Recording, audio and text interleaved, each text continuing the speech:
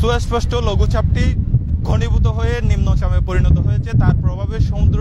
দেখছেন আপনারা উত্তাল রয়েছে এবং বাতাসের গতিবেগ বেড়েছে এবং এখনো পর্যন্ত ৩ নং সতর্কতা সংকেত জারি আছে এবং যে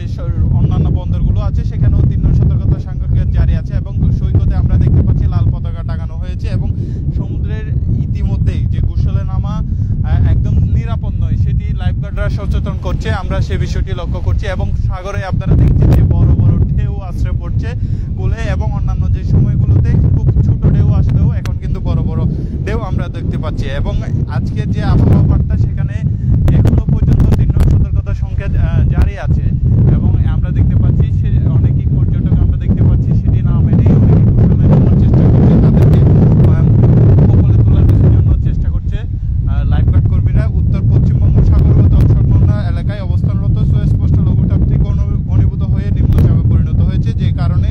সকল সমুদ্র বন্দরকে ৩ নং স্থানীয় সতর্ক সংকেত দেখাতে বলা হয়েছে এবং আজকের যে ১ নং যে আবহাওয়া বার্তা সেখানে এই তথ্য জানানো হয়েছে এবং এই নিম্নচাপের প্রভাবে সকাল থেকে কক্সবাজারে বৃষ্টি হচ্ছে এবং এখন একটু থেমেছে, তবে মেঘলা আকাশ আমরা সেই বিষয়টি লক্ষ্য করতে পারছি এবং পর্যটকরা এই যে আমরা বাতাসের গতিবেগ বেড়েছে সেটিকে উপভোগ করার চেষ্টা করছে, আমরা সেই বিষয়টি লক্ষ্য করছি এবং অন্যান্য যে আবহাওয়া বার্তা যেটি বলা হয়েছে এখন যে সমুদ্রের যে নদী বন্দরগুলো রয়েছে সেখানে যে নৌযানগুলো রয়েছে সেগুলো ইতিমধ্যে উপকূলের কাছাকাছি থাকতে বলা হয়েছে এবং নিরাপদ আশ্রয়ে থাকতে বলা হয়েছে এবং যদি এটি আরেকটু বলা চলে যে বাতাসের গতি আমরা দেখতে পাচ্ছি বেড়েছে, এরই মধ্যে এখানে যে সমুদ্র সৈকত সংলগ্ন পর্যটক আছে তারা উঠতে শুরু করছে, উপরে উঠে যাচ্ছে, আমরা সেই বিষয়টি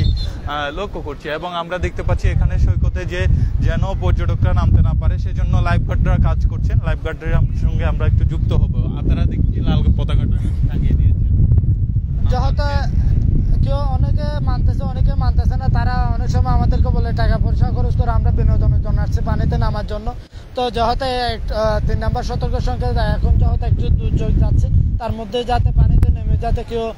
বেশি না যায় সেদিকে লক্ষ্য করে হচ্ছে হ্যান্ড মাইক এবং হুইসেলের মাধ্যমে তাদেরকে সতর্ক করতেছে, তারা যাতে কিনারে থেকে যাতে নিরাপদে থেকে যাতে তারা আনন্দ উপভোগ করতে পারে, যাতে পানিতে না নামে সেদিকে লক্ষ্য করে আমরা লাল পতাকা দিয়েছি, যাতে তারা বুঝতে পারে লাল পতাকা মানে বিপদ। সতর্কবার্তা বলতে আমরা সকাল থেকে সন্ধ্যা পর্যন্ত 3টা পয়েন্টে কাজ করতেছি 2 শিফট হয়ে, যাতে কোনো টুরিস্ট বা কেউ যদি পানিতে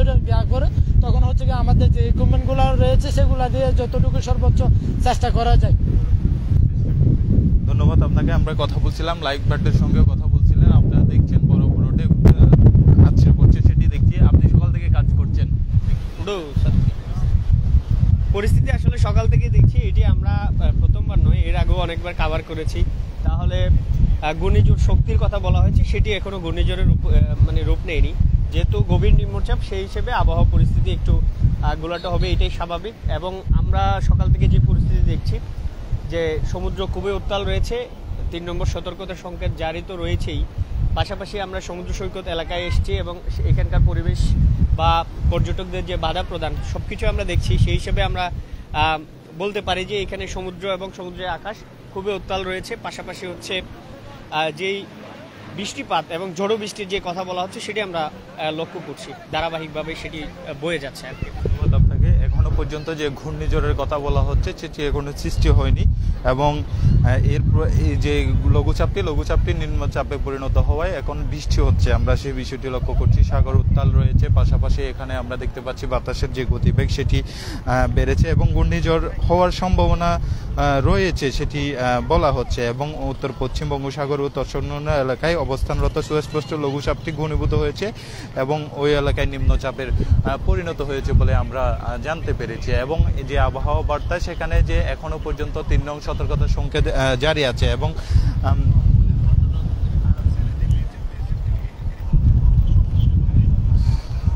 এবং আজকে সকাল থেকেই কক্সবাজারে বৃষ্টি হচ্ছে এবং সংকেত জারি আছে, এর ফলে যে নদী বন্দর সহ অন্যান্য যে নৌযানগুলো রয়েছে সেগুলোকে উপকূলের কাছাকাছি থাকতে বলা হয়েছে এবং এখানে আমরা যে পরিস্থিতি দেখছি সমুদ্র সমুদ্রের পাশের সৈকতেই আমরা দেখতে পাচ্ছি লাল পতাকা টাঙানো হয়েছে এবং এই যে বাতাসের গতিবেগ বাড়ার সঙ্গে সঙ্গে পর্যটকরা যারা উপভোগ করতে আসছিলেন, যে উত্তাল সমুদ্র উপভোগ করতে আসছিলেন, তারা উঠতে শুরু করছে এবং ইতিমধ্যে বৃষ্টি শুরু হয়েছে এবং সকাল থেকে যে মেঘলা আকাশ সেটি আছে, বৃষ্টি হচ্ছে এবং লঘুচাপটি যে নিম্নচাপে পরিণত হয়েছে তার প্রভাবে যে বৃষ্টি হচ্ছে বলে আমরা জানতে পেরেছি এবং এখনো পর্যন্ত ঘূর্ণিঝড়ের যে সংখ্যা সেটি রয়ে গেছে, এখনো পর্যন্ত সেটি হচ্ছে না বলে আবহাওয়া অফিস আমাদেরকে জানিয়েছে। আমরা চেষ্টা করছিলাম আবহাওয়ার সর্বশেষ পরিস্থিতি জানার জন্য। এতক্ষণ সাথে থাকবার জন্য